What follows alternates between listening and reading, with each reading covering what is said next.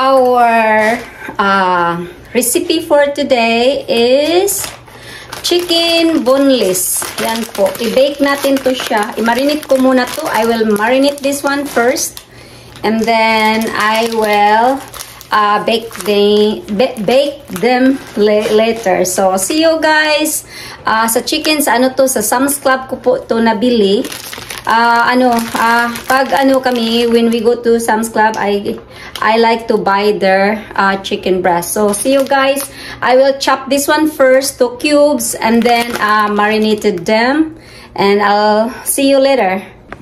Nakat ko na po yung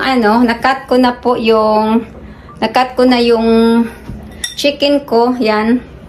Ang chicken ko, nakat ko na in a cube. Yan. Tapos, dalawa yung ko. Tapos ito siya, ganyan lang siya kaliit. Ganyan kaliit yung eye size niya. That's how big is the size. Ganun. So, ang i-marinate ko po siya ng salt, garlic, tapos black pepper. Yan, black pepper. Ganun. Nag-grills ako guys, kaya ganun. Tapos, din ako, yung sweet paprika. Yan. Sweet paprika. Yan ang mga halo natin. Tapos, yung soy sauce natin na low sodium. Yan. Tapos, mamaya, i-dip natin siya sa cornstarch bago natin i-bake. But before that, lagyan ko din ng 1 egg. So, that's it. Salt. Black pepper.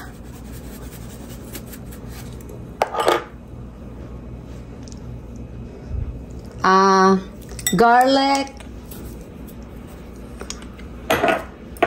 And then paprika. Yan. And then isang itlog.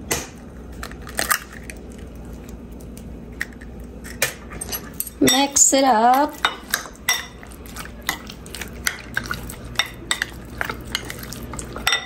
Then add your soy sauce.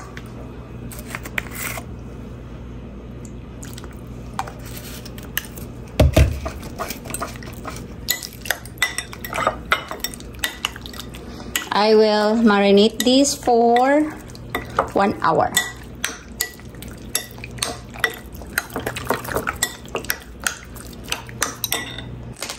Okay, I already done marinated itong dalawa. I did both the same. So now let's marinate this for 1 hour, and then later on I will bake. And this one, I'm not sure yet how I'm gonna do it. It depends how my imagination. There you go. Tapos I'll also cover this with the plastic wrap and then put in the fridge for 1 hour. Nandito na po yung minarinate natin. After 1 hour, yan po ang minarinate natin na chicken cube. So, chicken popcorn ang gawin natin. So, yan siya po. So, ilagay natin dito sa cornstarch. Ilagay natin yan sa cornstarch. I am making a mess. Yan. Pinakita ko na po kanina ang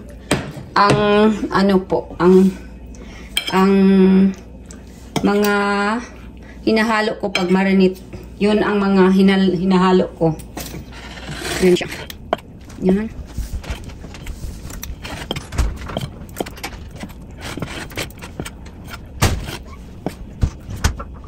Yan na po.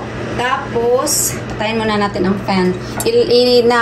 Na-coated na po siya sa coat na po siya sa cornstarch.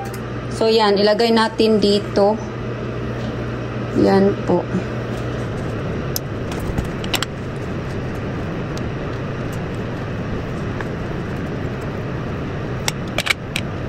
Yan. Tapos kung may leftover kayo at may ano kayo, may air fryer, ano na lang siya, madali na lang. And then after that, pwede mo sprayhan na lang natin ng ano pa yan, yung oil. So, yan siya. Yan. Yan.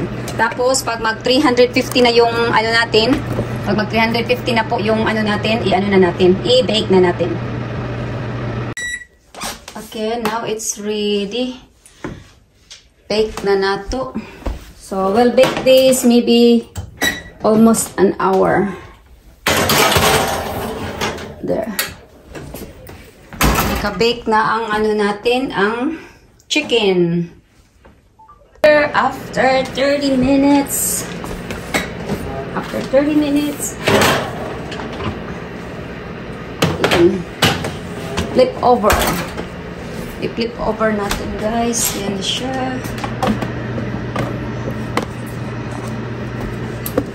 Oops.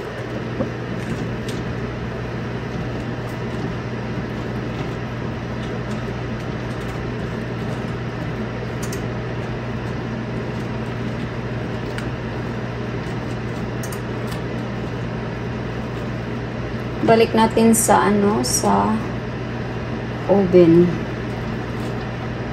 for another 30 minutes.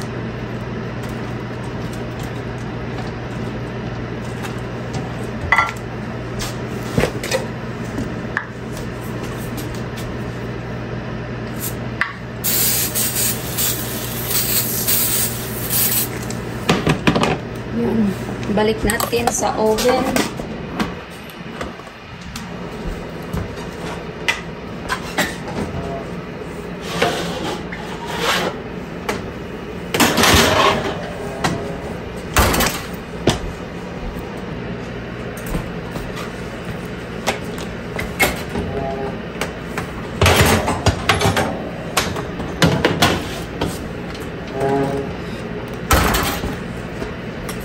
After 30 minutes, and here it is, guys. It's done, our popcorn, chicken popcorn. And then you can just use your sweet and sour to dip, or you can make your own sauce. I hope you had fun enjoying watching this very simple recipe of Mama Lu. Thank you for watching, guys. You can just have this for your snack or regular dinner. At kung mahilig kayo ng rice, you can have this and with your rice like Mama Lu. Thank you for joining us today. We look forward to seeing you in our next video.